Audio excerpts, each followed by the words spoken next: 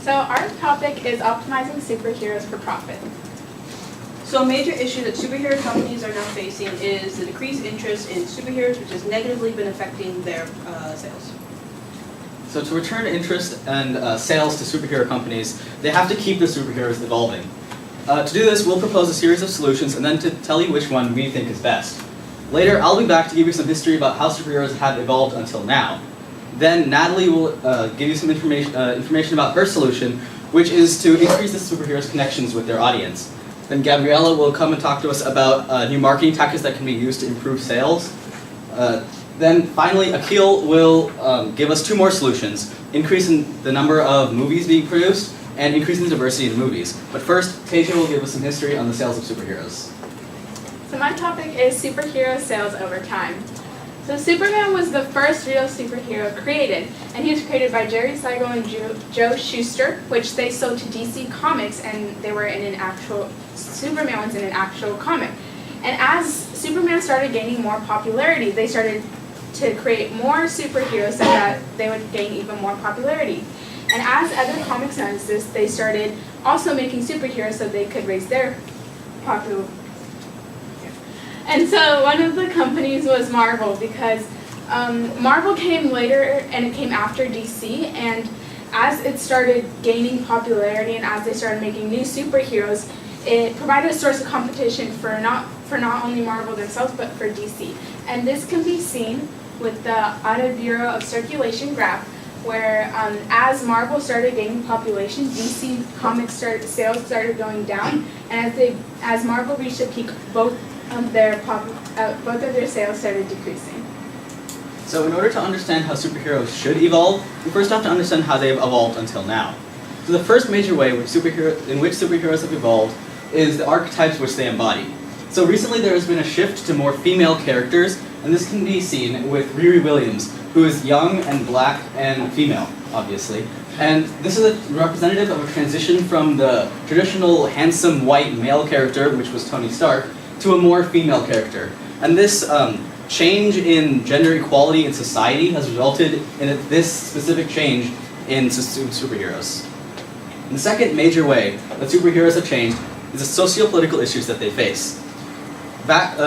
For example, in the 1940s and 50s, when the civil rights movement was a major social issue in the United States, Superman faced the Clan of the Fiery Cross, which was a direct allusion to the KKK. Similarly, when fascism was a rising global problem, the Fantastic Four directly faced against Hitler. And the third and final way in which superheroes have changed is the values which they represent to the society. As the target audience of superheroes has increased, so have the superheroes matured. For example, as Natalie Torres of Indiana University Bloomington writes, superheroes have lost their pure good motives that they originally represented to society. For example, X-Men, the Incredible Hulk, and even characters like Batman have turned more to being about revenge than about keeping the world safe for its own sake. Okay, so a solution. In order to become more profitable, companies can actually increase their connection with the audience through social issues that are relevant to today. For example, discrimination. When a character faces discrimination, it allows for the audience to better relate to the character.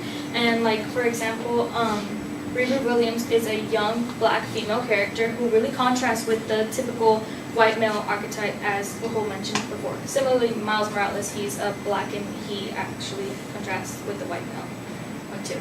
And then another social issue that they can tackle is feminism.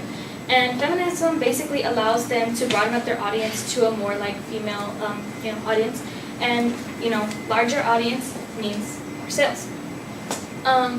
By using a strong, empowered woman as a character, they can broaden up their audience, and it really just opens up the audience to a new audience. Well, yeah. Okay, and so you can kind of see this through Wonder Woman. Wonder Woman used to be sexualized when she was first created, but as the topic of gender equality became more relevant to our society, she became more of an icon to women's rights, and Ms. Marvel pretty much does the same thing. Okay, so superhero companies can use psychology and marketing tactics in order to increase sales. Okay, so symmetry and youthfulness are extraordinarily important in the beauty department, according to Eric Wargo's article, Beauty in the Mind of the Beholder. as Gal Gadot, who plays Wonder Woman, has an extraordinarily symmetrical face and also looks very young, thus adding to her beauty. So by using the psychology of beauty, superhero companies can entice their audience to see the actor and the plot, thus increasing their sales. Marketing. Okay, so superhero companies often gear their superheroes toward a certain gender or audience. For example, Wonder Woman is geared more towards a female audience, so her merchandise is more what the female would traditionally want and wear. Same with Captain America, who also is more geared towards men and thus has more what men consider merchandise.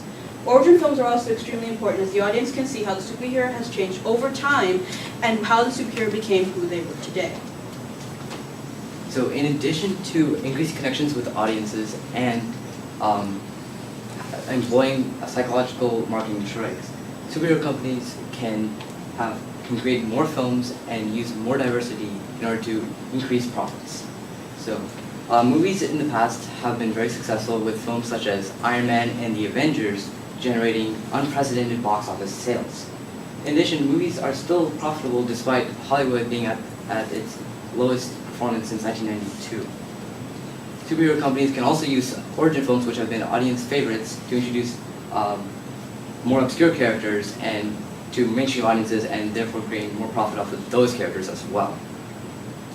Increased diversification expands the target audience of superhero films by allowing more marginalized groups to be involved in superhero films.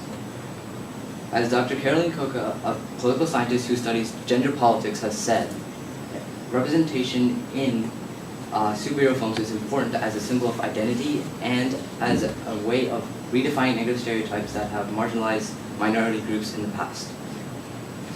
However, each of these solutions that we presented has their own drawbacks and limitations. For example, increasing the number of movies that are produced brings up the obvious problem of repetition. After a while, the same storyline over and over again, the good guy being the bad guy, gets boring. In fact, senior box office analyst Jeff Bach predicted that this tactic wouldn't work past 2019. A similar story can be applied to marketing. After a while, the same advertising and marketing tactics will also be tuned out by consumers. Another major issue that's happening is streaming services are threatening movie theaters. As Netflix and Amazon Prime and stuff like that becomes more and more available to consumers, they have less and less incentive to go to a movie theater and see a movie. So diversification and handling social political issues also have their own limitations. Diversification and handling social political issues have a fine line between being handled correctly and handled poorly. If superhero films handle social political issues and diversification in a way that's seen as offensive to audiences, the result is a negative reputation for that company, and as a result, sales will decline.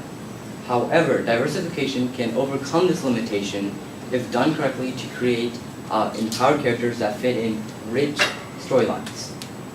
An example of superhero film that has done diversification poorly is Catwoman.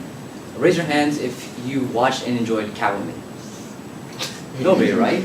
So Rotten Tomatoes agrees with a very poor scoring. However, when diversification is done right to create an empowered character such as Wonder Woman and fits that character in a rich storyline, it results in success. So in conclusion, diversification, when done correctly to create rich characters and rich storylines, can